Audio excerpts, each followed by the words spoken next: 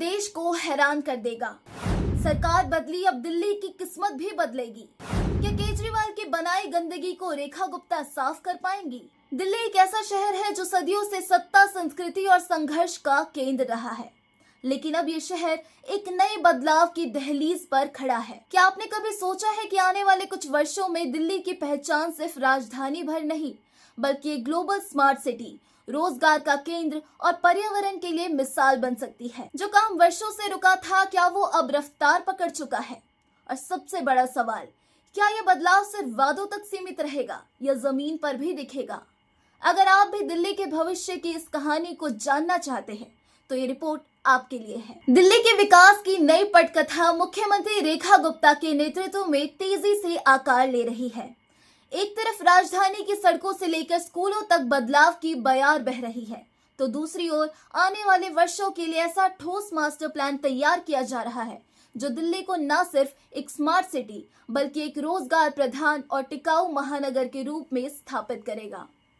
शिक्षा के क्षेत्र में डिजिटल परिवर्तन की दिशा में ऐतिहासिक कदम उठाते हुए सरकार ने सरकारी स्कूलों में कक्षा 9वीं से 12वीं तक लगभग 19,000 स्मार्ट ब्लैक बोर्ड लगाने का निर्णय लिया है।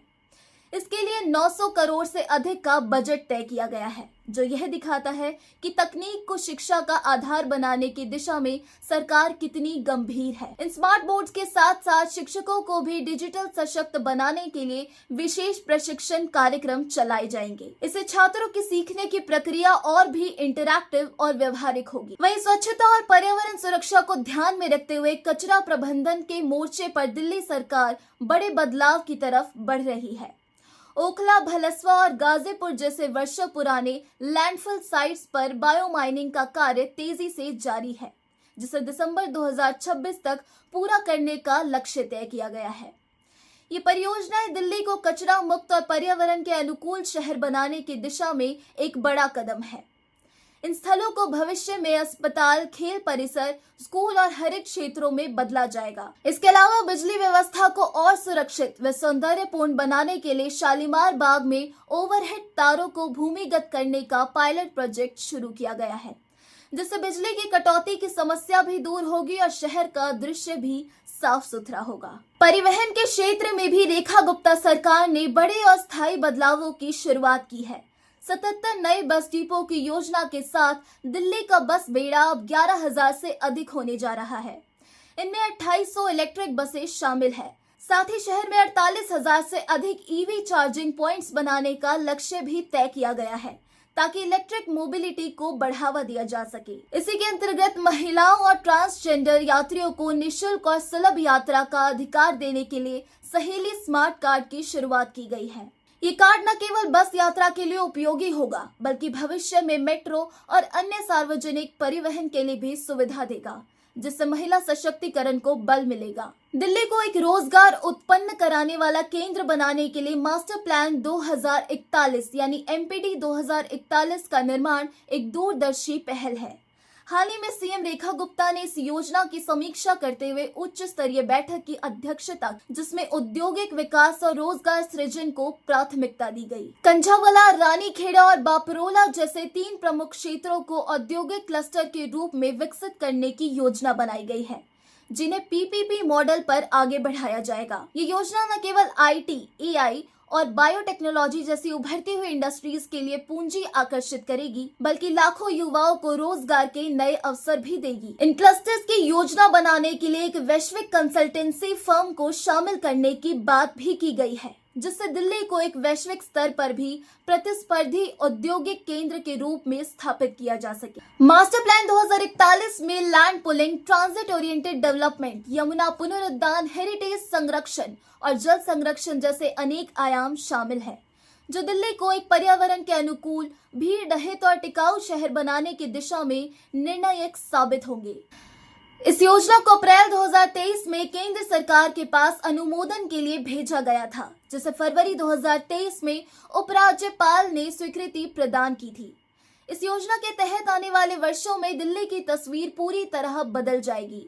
ये सिर्फ इमारतों और सड़कों का नहीं बल्कि लोगों की जिंदगियों को बेहतर बनाने का विजन है। दिल्ली की पूर्ववर्ती सरकार के प्रदर्शन पर बात करते हुए मुख्यमंत्री रेखा गुप्ता ने अरविंद केजरीवाल के नेतृत्व वाली सरकार को सीधे तौर पर आड़े हाथों लिया है।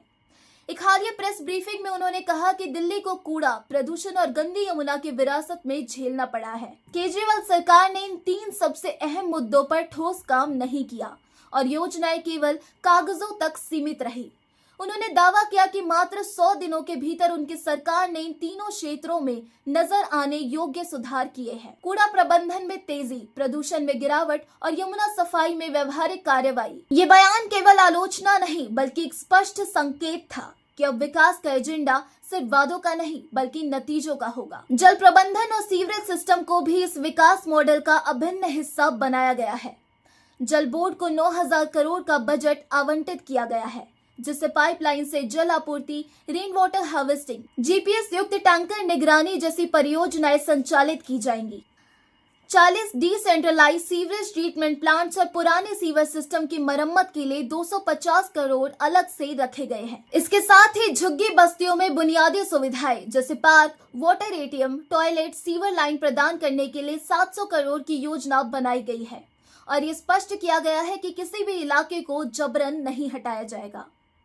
कुल मिलाकर रेखा गुप्ता के नेतृत्व में दिल्ली अब एक समग्र और समावेशी विकास के रास्ते पर है। यह विकास केवल इंफ्रास्ट्रक्चर या परिवहन तक सीमित नहीं बल्कि यह महिलाओं, युवाओं, पर्यावरण और आम नागरिकों के जीवन की गुणवत्ता सुधारने की ओर केंद्रित है। मास्टर प्लान 2041 डिजिटल शिक्षा, स्मार्ट परिवहन, औद्योगिक विस्तार और स्वच्छता अभियानों के माध्यम से दिल्ली अब विकसित भारत के सपनों की राजधानी बनने की ओर अग्रसर है। ये विकास की नहीं बल्कि विश्वास की गाथा है, एक ऐसी दिल्ली की जो तकनीक से सशक्त, रोजगार से समर्थ और पर्यावरण से समृद्ध होगी। आप इस मुद्दे पर क्या सोचते हैं, हमें कमेंट कर जरूर बताएं। साथ ही चैनल पर अगर नए हो और ऐसी लेटेस्ट अपडेट्स को जानने में रुचि रखते हैं तो अभी जाकर हमारे चैनल द इंडिया टाइम्स को सब्सक्राइब कर लीजिए। धन्यवाद।